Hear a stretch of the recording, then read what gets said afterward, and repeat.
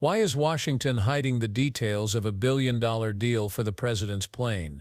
A gift from Qatar, a $500 million gap filler project, and secrecy that even Congress can't crack. It sounds like the setup to a political thriller, but it's happening right now with your tax dollars. The Air Force says it's about safety and security, but the timeline and the players involved tell a much stranger story. And at the center of it all, a plan that could see this luxury aircraft end up as the crown jewel in Donald Trump's presidential library after just months of use. When Senator Chris Murphy took the mic, he didn't waste time with pleasantries.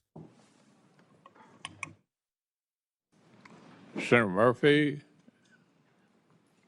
you're up.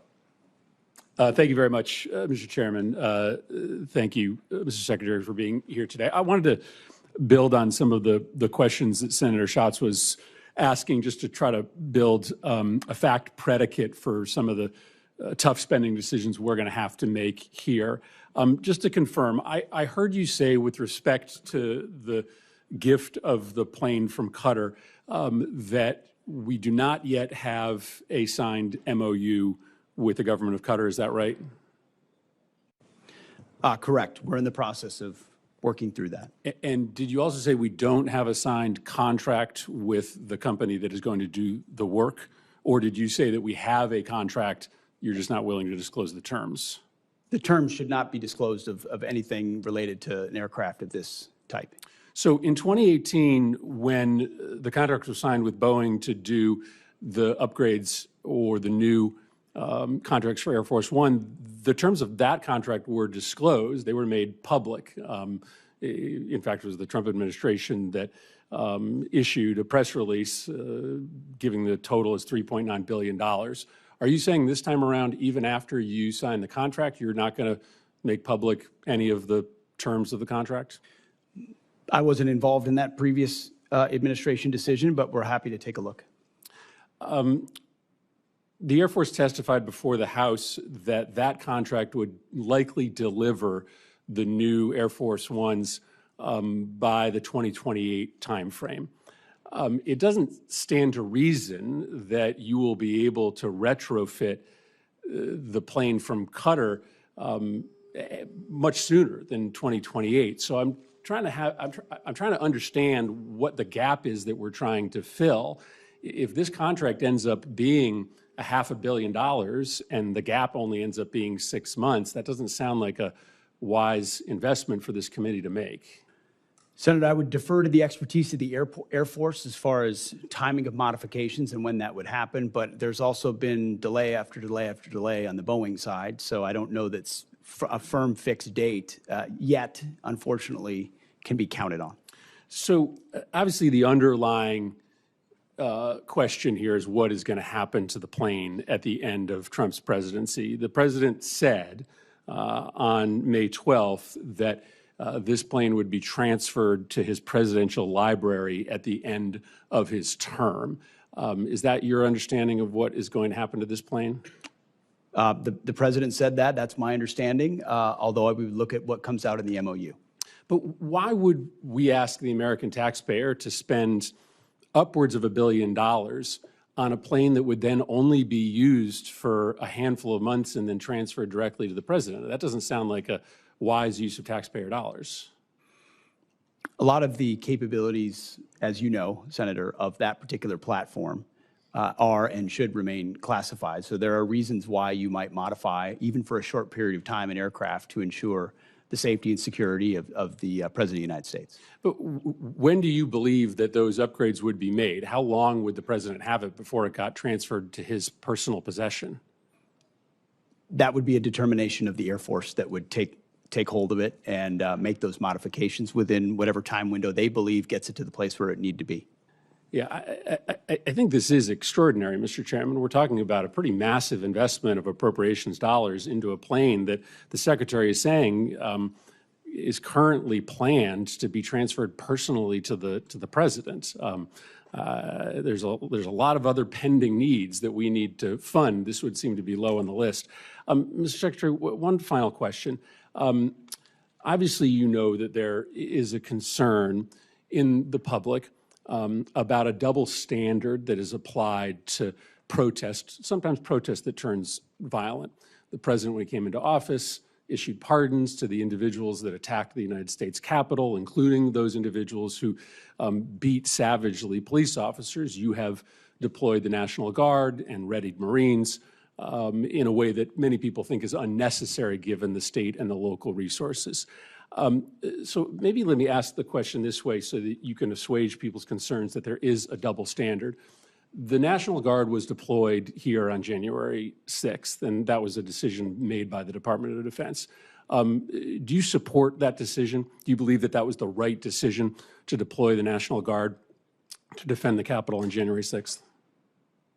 All I know is it's the right decision to be deploying the National Guard in Los Angeles to defend ICE agents who deserve to be defended in the execution of their jobs. But I think it's important to know whether you think it was also important to have the National Guard defending the United States Capitol when there were violent protesters here on the president's behalf, to make sure that folks know that you care about protest, whether it's against the president or on behalf of the president. Senator, I was in the Washington, D.C. National Guard when that happened and was initially ordered to go guard the inauguration of Joe Biden. But because of the politicization of the Biden administration, my orders were revoked.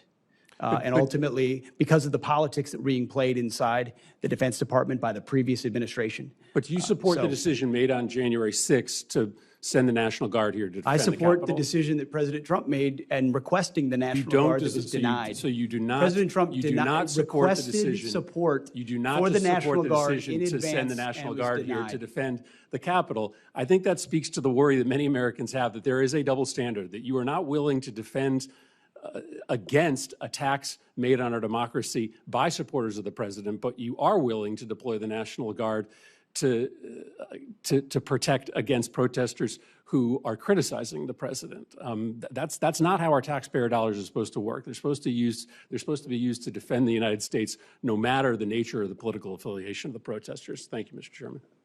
He zeroed in on something that had been quietly bubbling under the surface, a mysterious aircraft gifted from Qatar. No signed agreement with their government yet, no public details about the deal, and absolutely no transparency on who's doing the work or what it's going to cost. Murphy pressed the defense secretary, was there a contract with the company that would handle the retrofitting? The answer was a cautious dance around yes and no, followed by a firm refusal to disclose the terms. That alone might sound suspicious, but here's where it gets stranger. Back in 2018, when Boeing got the Air Force One upgrade contract, the Trump administration didn't just sign it, they bragged about it. They put the full $3.9 billion price tag in a press release. Now, under similar circumstances, the Pentagon insists on keeping the numbers secret. Why? What changed? And more importantly, who benefits from keeping Americans in the dark? This isn't just about one plane, it's about a broader pattern of secrecy when it comes to defense spending.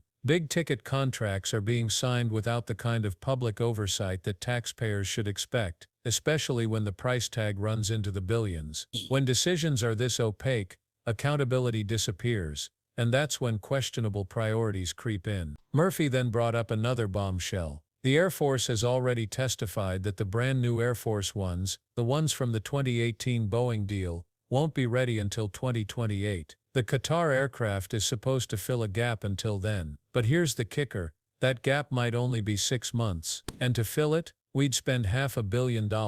Yes, $500 million for a stopgap measure that might be irrelevant by the time it's done. Think about what that money could do elsewhere: military readiness, veteran care, or even basic infrastructure. Instead, we're pouring it into a project that might be grounded before it even earns its keep. And then comes the part that really makes this smell like a vanity project. Donald Trump has already said, on the record, that when he's done with the Qatar plane, it will be transferred to his presidential library. Imagine it.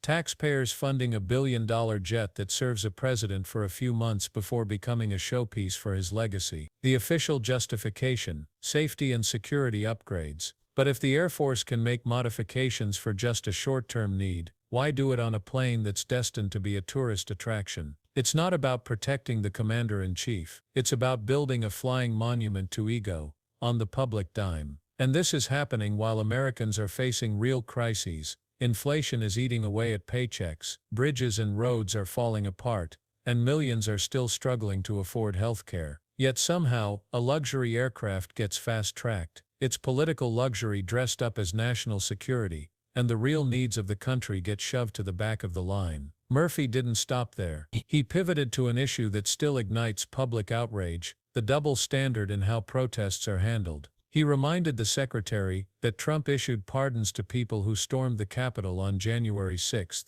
including those who brutally assaulted police officers. Yet when it came to protests critical of the president, the National Guard and even Marines were deployed quickly, often in ways people saw as heavy-handed. The hypocrisy isn't hard to spot. Peaceful protesters calling for justice get riot shields and tear gas. Violent insurrectionists waving Trump flags, some walk away with pardons. Murphy asked a simple, direct question: do you support the decision to deploy the National Guard to defend the Capitol on January 6? The answer was a political sidestep. Hegseth started talking about defending ICE agents in Los Angeles, blamed politicization by the Biden administration, and danced around the fact that Trump's request for the Guard on January 6 was denied. That exchange hit a nerve because it cuts to the core of what people see as a dangerous double standard. The willingness to act decisively depends on who the protesters are, not what they're doing. If they're supporting the president, the urgency evaporates. If they're opposing him,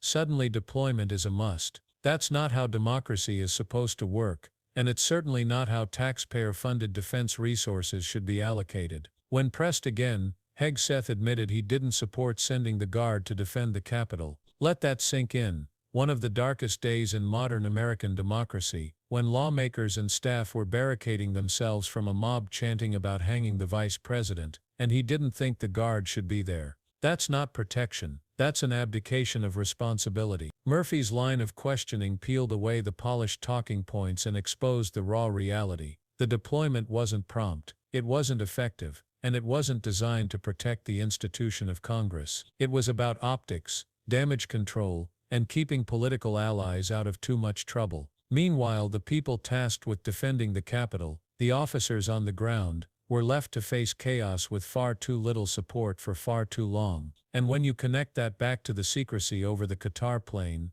and the $500 million gap filler project, a bigger picture emerges. It's not just about one bad decision or one mishandled event. It's about a leadership culture where priorities are warped, transparency is optional, and public trust takes a backseat to political image. At the end of the day, the Qatar plane saga, the hidden contract terms, the questionable spending, and the double standard over protest responses all point in the same direction: a government that's willing to play favorites, bend rules, and spend massive sums with minimal accountability. And taxpayers are left footing the bill. The most frustrating part? None of this is inevitable. Transparency in defense spending isn't just possible, it's essential. Clear rules about when and how military resources are deployed should be a given, not a debate. And billion-dollar assets should serve the country's security needs first, not a former president's personal brand. But here we are, watching the same patterns repeat: secrecy dressed up as necessity, luxury framed as security,